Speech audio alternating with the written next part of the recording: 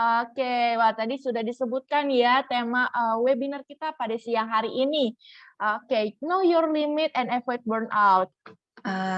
Selamat siang semuanya. Perkenalkan, saya Nadia dan nanti ada rekan saya Safira. Kami tim psikolog klinis dari Deep Smalltalk. Hari ini kami akan sharing mengenai burnout, topik yang mungkin udah sering didengar ya sama teman-teman, udah sering dibahas juga gitu, mungkin di media sosial, di misalnya di TV gitu ya. Kita hari ini akan bahas tentang burnout. Apa sih burnout itu? Penyebabnya, cirinya, terus nanti ada bahasan tentang tahapannya dan tentunya gimana sih cara mengatasinya kita. Oke, untuk pertama kita akan bahas apa sih sebenarnya burnout itu. Burnout itu adalah keadaan kelelahan tadi ya, kelelahan baik berupa emosional, kemudian psikologis, pada akhirnya nanti ada fisik gitu karena tekanan stres yang berkepanjangan yang bertubi-tubi gitu. Jadi stresnya di sini sudah tidak ada efek positifnya gitu karena sudah terlalu berlebihan, sudah berkepanjangan, tentu nggak baik tadi buat emosi maupun buat fisik kita. Nah pada dasarnya burnout dapat ada dalam berbagai aspek tuh ya, ada aspek pekerjaan gitu ya, mungkin yang hari ini bakal kita bahas. Terus nanti misalnya ada aspek pengasuhan anak gitu. Kalau misalnya orang tua nih stresnya bertubi-tubi gitu ya, mungkin misalnya mereka menghadapi perubahan sikap anak gitu. Terus udah gitu juga bisa juga dalam hubungan romantis. Misalnya dalam hubungan romantis lagi banyak masalah nih gitu. Nah, hari ini kita akan bahas mengenai burnout pada dunia kerja ya. Oke. Selanjutnya, apa sih sebenarnya penyebab burnout gitu? Burnout itu nggak semata-mata terjadi karena banyak tugas, banyak kerjaan, nggak cuma itu ya, meskipun memang hal tersebut bisa jadi salah satu faktor gitu, salah satu faktor resiko. Nah, apa sih sebenarnya faktor resiko gitu? Faktor resiko adalah hal-hal yang sedikit banyak memperbesar peluang kita untuk mengalami burnout gitu. Jadi faktornya nggak cuma satu gitu. Ada faktor dari lingkungannya, mungkin juga ada faktor dari diri sendiri juga gitu. Misalnya kalau dari lingkungannya adalah lingkungan pekerjaannya sendiri gitu. Misalnya pekerjaannya itu rendah sekali kontrolnya yang dimiliki sama orang tersebut gitu. Bikin kita mudah untuk burnout gitu. Terus misalnya support dari lingkungan kerja juga kurang bagus. Terus juga misalnya memang pekerjaannya luar biasa banyak nih gitu, sampai misalnya menyita waktu tidur, menyita waktu sama keluarga misalnya gitu. Kemudian juga ini ya rendahnya work-life balance terkait sama yang tadi gitu ya, karena pekerjaannya overload nih, banyak banget pekerjaannya gitu. Terus juga misalnya udah pekerjaannya banyak ditambah misalnya gajinya juga nggak seberapa, terus tadi waktu untuk bersama keluarga, waktu untuk bersama teman, waktu untuk diri sendiri jadi rendah gitu. Terus juga ada kurangnya apresiasi atau penghargaan ini dari lingkungan kerjanya gitu ya. Misalnya lingkungan kerjanya kurang adanya apresiasi tadi ya, kurang ada penghargaan. Terus dia sendiri misalnya kurang merasa pekerjaannya berarti gitu. Dia jadi kayak cuma ya kerja aja tapi tidak merasa itu meaningful buat dia gitu. Nah, ini juga berpengaruh dengan waktu keluarga yang sedikit, itu juga dengan tadi ya berkaitan dengan overload-nya pekerjaan, terus work life balance-nya jelek, terus nanti waktu dengan keluarga, waktu dengan diri sendiri, waktu dengan temannya rendah, terus juga mungkin ada politik di lingkungan kerja itu juga kurang lebih mempengaruhi gitu, bikin kita jadi lelah, gitu, jadi stres terus gitu. Nah, ada juga nih faktor dari diri sendiri, misalnya ada perfeksionisme, ada idealisme gitu. Nah, ini dua hal ini tuh sering disebut-sebut sebagai karakter yang dianggapnya tuh kalau secara normatif tuh baik gitu ya, keren gitu. Padahal dalam dunia kerja nyatanya orang-orang dengan karakter perfeksionis dan idealis ini malah jadi faktor resiko terkena masalah kesehatan mental. Salah satunya burnout. Ini cuma salah satunya aja gitu. Jadi hati-hati orang-orang dengan karakter ini gitu, dengan orang-orang dengan karakter yang perfeksionis, yang idealis malah rentan terkena burnout, rentan terkena masalah kesehatan mental. Nah, yang terakhir ini ada boundaries ya. Boundaries itu adalah batasan gitu ya, batasan yang kita miliki atas diri kita sendiri terhadap orang lain, terhadap pekerjaan. Nah, biasanya orang-orang yang boundaries-nya lemah gitu. Nah, boundaries-nya kurang baik gitu ya. Dia mudah terkena burnout, nanti mungkin akan kita bahas nanti ya di akhir. Oke, selanjutnya, apa nih tanda-tanda kita mengalami burnout? Yang pertama ini ada exhaustion gitu ya, jadi lelah gitu. Kita lelah secara fisik, secara emosional. Secara fisik misalnya jadi sering sakit kepala, jadi sering ada masalah pencernaan gitu ya. Misalnya bolak-balik ke rumah sakit gara-gara masalah pencernaan itu aja gitu. Terus perubahan pola makan, bisa juga perubahan pola tidur. Misalnya tadi jadi gampang insomnia atau malah jadi banyak tidur gitu. Nah, kemudian ada isolation.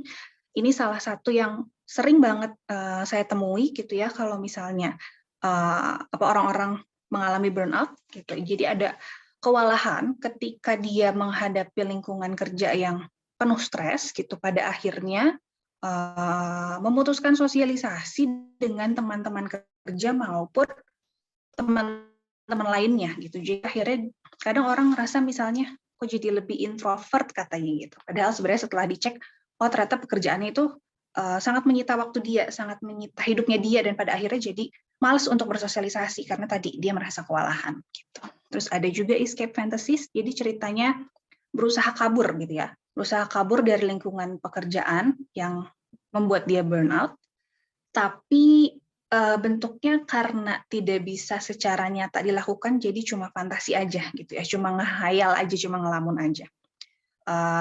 Misalnya dia berfantasi ngambil libur panjang sendiri gitu. Terus misalnya solo traveling gitu. Nah, terus dalam kasus yang lebih serius misalnya minum gitu ya, minum tapi jadi fungsinya misalnya bukan social drinking, tapi fungsinya adalah memang escape drinking supaya dia lupa sama masalah kerjaannya gitu.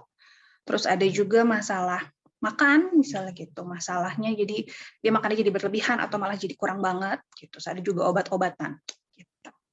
Oke, selanjutnya sini ada irritability gitu ya. Mungkin ini salah satu ciri perilaku ketika orang ngalamin sesuatu yang mengganggu kesehatan mental dia gitu ya. Tidak hanya di burnout, cuma salah satunya ini ya. Gitu. Jadi irritability, gampang kesel pada hal-hal kecil gitu ya. Misalnya mudah terganggu pada pekerjaan sehari-hari yang sebenarnya kalau dilihat itu kecil gitu ya, itu terlalu sepele untuk dibikin sekesal itu gitu. Nah, terus misalnya dia ngerjain sesuatu di rumah, tapi hal tersebut bikin dia kesal gitu. Jadinya mudah kesal di rumah, mudah kesal di lingkungan lain gitu. Itu salah satu cirinya gitu. Udah banyak kesal gitu. Terus ada frequent illness tadi ya. Ketika stres itu berkepanjangan, penelitiannya ternyata menunjukkan kalau stres yang jangka panjang ini membuat imun kita jadi turun gitu, sehingga memang bikin tubuh jadi lebih mudah sakit tadi ya. Misalnya kita jadi sering bolak-balik ke klinik gitu ya, atau misalnya jadi sering bolak-balik ke rumah sakit misalnya, itu hati-hati mesti dicek apakah memang secara fisik aja atau ada pengaruhnya juga nih dari stres yang berkepanjangan gitu. Tahap burnout ya, karena burnout itu lebih kompleks daripada stres, memang ada tahap-tahap tertentunya.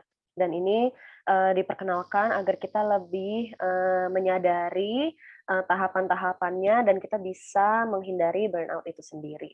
Oke, di burnout itu tahap pertamanya pasti kita tuh ada ambisi atau beban kerja yang terlalu banyak dan melebihi kapasitas kita. Jadi kita misalnya punya ekspektasi, punya tujuan kerja, atau punya yaitu ya ambisi-ambisi yang kurang realistis seperti itu, tidak sesuai dengan keterampilan dan kapasitas yang kita punya pada saat itu.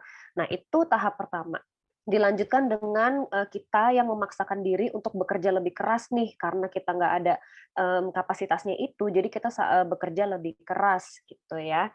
Nah, tahap ketiga, kita karena bekerja keras itu misalnya jadi lembur-lembur, misalnya jadi nggak makan siang, atau mengorbankan waktu sosialisasi sama keluarga atau sama teman, kita jadi mengabaikan kebutuhan kita sendiri. Kebutuhan kita kan nggak cuma makan, minum, tidur ya, tapi kita juga butuh ngobrol, kita juga butuh curhat, kita juga butuh ketemu teman-teman dan keluarga kita gitu. Jadi kita mulai mengabaikan kebutuhan itu, seperti itu. Nah, di tahap 4 kita mulai nggak ada waktu nih untuk hal-hal lain selain kerjaan. Jadi kalau lagi weekend kita disuruh nugas, disuruh kerja, terus misalnya udah selesai jam kantor atau selesai waktu kuliah, masih disuruh ngerjain hal-hal yang berkaitan, kayak gitu. Jadi kita udah nggak ada waktu lagi untuk diri kita sendiri, seperti itu. Nah, di tahap kelima, kita juga jadinya agak denial nih, aduh kok kayak tadi yang Ibu Nadia bilang ya, kayak, oh kok jadi sakit mulu ya, kok jadi introvert ya, kayak gitu. Terus kita jadinya menarik diri, kita jadi males ke kantor, males kerja, males nugas gitu. Jadi kita mulai males juga ketemu orang-orang karena udah keburu capek. Jadi seperti itu tahapan 1 sampai 5 kayak gitu ya. Nah, terus di tahap selanjutnya ada tahap 6, kita mulai gampang marah nih. Biasanya orang yang kalau burnout itu ditanya dikit marah, diminta tolong dikit bete, atau mood-nya naik turun nih, nggak stabil nih emosinya. Itu adalah tahap 6 dari tahap-tahap burnout. Kayak gitu. Jadi memang paling kelihatan gitu ya kalau ada yang gampang marah nih, ada yang gampang bete, wah kayaknya dia lagi burnout nih gitu. Nah, tahap 7 kita mulai ngerasa kehilangan kontrol akan hidup kita sendiri. Kita mulai ngerasa, kok hidup gue kerja mulu ya, kok gue nggak bisa ngambil waktu istirahat ya, kok perusahaan seenaknya minta gue kerja di weekend ya, ini gue lagi cuti, lagi jalan-jalan kok gue disuruh buka laptop ya, kayak gitu. Jadi kita mulai ngerasa hidup kita tuh nggak bisa kita kontrol kayak gitu. Nah, di tahap 8 mulai itu kita cemas, hampa, nggak percaya diri karena ada yaitu tadi ya, ada goal, ambisi dan beban kerja melebihi kemampuan kita jadi ngerasa nggak percaya diri dong, kayak, "Aduh, aku mulai ngerasa di kerjaan aku nggak bisa apa-apa, bos aku selalu kecewa, aku tidak bisa performaku jelek," kayak gitu ya. Terus mulai cemas juga nih kalau ada bos, nge dari kantor nih misalnya, ayo dong mana file ini?" Gitu. Terus nanti mulai cemas, deg-degan, langsung, sesak nafas, seperti itu ya. Nah, terus itu tahap 8, lanjut ke tahap terakhir, tahap 9, yaitu gangguan psikologi seperti cemas, depresi gitu ya, panic attack gitu ya. Jadi memang, aku sering banget dapat kasus seperti ini pas lagi, praktek gitu, terutama di dewasa muda dan di remaja akhir umur 17-an, seperti itu. Jadi mereka juga udah mulai, "Aduh Kak, aku cemas banget nih kalau di-chat sama teman kerja aku," kayak gitu, "Kak, aku udah mulai kesel nih sama kantor aku udah nggak ada motivasi lagi," seperti itu. Jadi memang, ciri-ciri pertama yang mereka curhatkan adalah, "Kak, aku nggak ada motivasi. Kak, aku deg-degan," kayak gitu. Setelah kita gali-gali, oh burnout nih ternyata di tempat kerja, seperti itu. Nah, kenapa kita, mengingatkan tahapan-tahapan ini untuk menambah, kesadaran ya? Karena kita harus tahu limit kita. Karena yaitu kesadaran adalah kuncinya gitu. Jadi segala perubahan dan peningkatan yang dialami oleh manusia itu kita harus mulai dari kesadaran. Kesadaran dulu, setelah sadar baru diterapkan kayak gitu. Jadi kita nggak mungkin bisa nerapin kalau kita juga nggak ada kesadarannya. Oh, udah burnout apa belum ya? Kapasitas aku seberapa ya? Aku punya keterampilan bisa apa enggak ya? Kayak gitu. Jadi awareness is key gitu ya. Kita pertama harus sadar sama energi kita. Kita tuh kan manusia punya baterai ya, energi itu seperti baterai gitu, seperti handphone ada baterainya, kita tahu nih kapasitas handphone ini 100% dia bisa seharian, nyala tanpa di-charge tapi nggak diapa-apain. Tapi kalau kita pakai terus, dia cuma bisa 4 jam harus di-charge, seperti itu. Kesadaran kita akan handphone itu, kita harus punya juga untuk diri kita sendiri. Berapa persen energi yang kamu punya untuk hari-harimu atau hari ini? Kan kadang beda-beda tuh, ada kita bangun tidur ngerasa, wah hari ini energi aku full. Ada besok aku ngerasa, kok aku capek ya hari ini, kayaknya energi aku cuma 50% dari biasanya, kayak gitu. Jadi, dikira-kira aja dari 0 sampai 100% berapa energi kamu, kayak gitu. Kita juga harus sadar, ini kita lagi lelah atau lagi nggak enak badan nih, misalnya kok agak pusing, kok kepalanya berat, kok hidungnya bindeng, kayak gitu. Kita juga harus sadar dan mengakui itu. Jadi kita mungkin bisa bilang ke teman-teman, "Guys, hari ini gue kurang enak badan ya," gitu. Jadi mereka juga tahu, oh kita nggak bisa nih minta tolong dia banyak-banyak, kita nggak bisa terlalu banyak ekspektasi sama dia hari ini karena dia lagi nggak enak badan, kayak gitu. Jadi kita juga harus sadar sama, kebutuhan fisik badan kita dan keadaan fisiknya juga gitu ya. Terus berapa aktivitas atau pekerjaan yang bisa kamu kerjakan hari ini? Misalnya aku hari ini energinya 100%, nggak sakit. Berarti aku bisa ketemu 2 klien 1 webinar kayak gitu. Tapi kalau aku lagi nggak enak badan, terus energinya cuma 50%, aku tahu nih, oh aku nggak bisa ambil klien banyak-banyak hari ini, karena nanti udah nggak konsen lagi gitu kan. Jadi kita juga harus tahu berapa aktivitas yang bisa kita kerjakan di hari itu, seperti itu. Jadi itu adalah kesadaran akan energi kita, kayak gitu ya.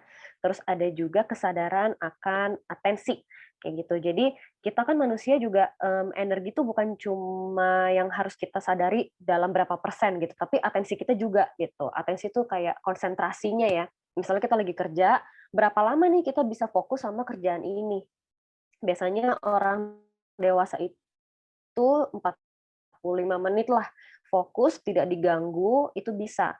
Tapi setelah 45 menit ya pasti kemana-mana tuh pikirannya udah mulai capek, yaitu ya baterai atensinya udah mulai turun, terus ya itu harus di-recharge lagi, jangan dipaksakan. Kalau dipaksakan nanti ya itu ada yang salah, terus nggak teliti, informasi nggak ada yang masuk, kayak gitu. Jadi mulai harus sadar berapa lama kamu bisa fokus tanpa diganggu, kayak gitu. Terus kapan aja kamu butuh istirahat, misalnya tiap 30 menit istirahat, berapa menit. Atau jam makan siang itu waktu istirahat, nggak mau diganggu, kayak gitu. Jadi kita harus tahu juga ya, kita butuh istirahatnya kapan-kapan aja nih. Misalnya jam 3 sore udah mulai ngawang nih pikirannya. Oke, nggak bisa nih disuruh kerja banyak-banyak jam 3 sore karena udah capek, kayak gitu. Jadi kita harus tahu juga seperti itu. Terus berapa lama waktu istirahat yang kamu butuhkan? 5 menit, 10 menit, 30 menit. Kalau misalnya jam makan siang mungkin 1 jam biar sholat segala macam, ibadah dulu, atau stretching dulu, jalan-jalan dulu di lobi kantor atau di taman gitu ya. Jadi kita juga harus tahu berapa lama nih waktunya. Jadi banyak banget ya yang harus kita lakukan untuk meningkatkan kesadaran tadi. Pertanyaan pertama. Oke. Apakah burnout ini termasuk gangguan mental? Boleh dari Bu Nadia, boleh dibantu jawab. Oke, kalau gangguan mental ini masuknya sudah ke disorder ya. Gitu. Jadi kalau misalnya burnout ini sendiri masuknya adalah ke masalah mental, masalah kesehatan mental memang gitu. Tapi memang ketika sudah burnout tadi seperti yang disebutkan sama Safira, ketika sudah burnout itu bisa ngarah kemana-mana, bisa ngarah ke sudah gangguan mental, misalnya tadi ke depresi, ke kecemasan yang sampai disorder, gitu. Bisa juga misalnya sampai nanti ada pengaruh ke disorder yang lainnya juga misalnya gitu. Nah, jadi tentu si burnout ini jadi jadi hal yang luar biasa bahaya kalau misalnya dibiarkan karena bisa mengarah ke gangguan mental. Gitu. Oke, terima kasih nih untuk jawabannya Bu Nadia. Tapi mungkin buat teman-teman nih, kalau yang lebih ingin mengenali lagi, mungkin teman-teman yang lagi merasa stres dengan pekerjaan, yang lagi merasa berat, kayak gitu mungkin boleh nanti konsultasi kayak gitu ya. Jadi teman-teman bisa tahu nih apa yang terjadi nih di diri teman-teman. Wah, ini dari Kak Dia ada yang raise hand ya. Saya bantu untuk unmute. Silakan Kak Dia. Terima kasih Kak Cynthia atas kesempatannya. Selamat siang Bu Nadia. Saya siang. mahasiswa Bu Dia Haryani. Mohon izin untuk bertanya. Saya ingin bertanya tentang bagaimana cara kita memprioritaskan diri sendiri ya Bu. Saya ini aktif dan kemudian di organisasi juga volunteer di beberapa kegiatan sosial gitu dan seringnya saya ingin membantu dan saya lebih prioritas keseringan dari kecil itu didikte atau apa ya pemikiran kita pola pikirnya tuh bahwa mementingkan kepentingan bersama itu adalah yang utama sehingga kepentingan sendiri seperti tidak penting padahal penting. Nah, ketika itu sudah menumpuk, nah akhirnya stres gitu. Saya sering mengalami hal itu secara berulang gitu. Dan sebenarnya saya menikmati, tetapi kok lama-lama kok begini gitu. Pada akhirnya saya sendiri yang kewalahan gitu.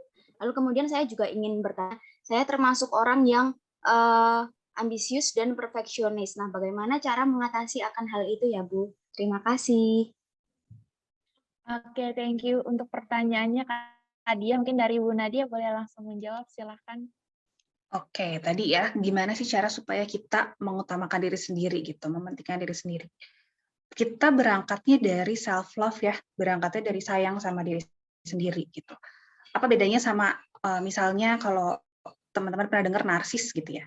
Nah, orang dengan self love tuh jadi sayang sama diri sendiri dan pada akhirnya nanti dia bisa sepenuhnya aware sama isunya dia sendiri, sama masalahnya dia sendiri gitu. Kira-kira nanti penyelesaiannya apa aja, dia punya tekniknya, dan pada akhirnya nanti orang lain tuh nggak akan harus berurusan dengan masalah pribadinya dia gitu, karena dia sudah cinta, sudah sayang sama diri.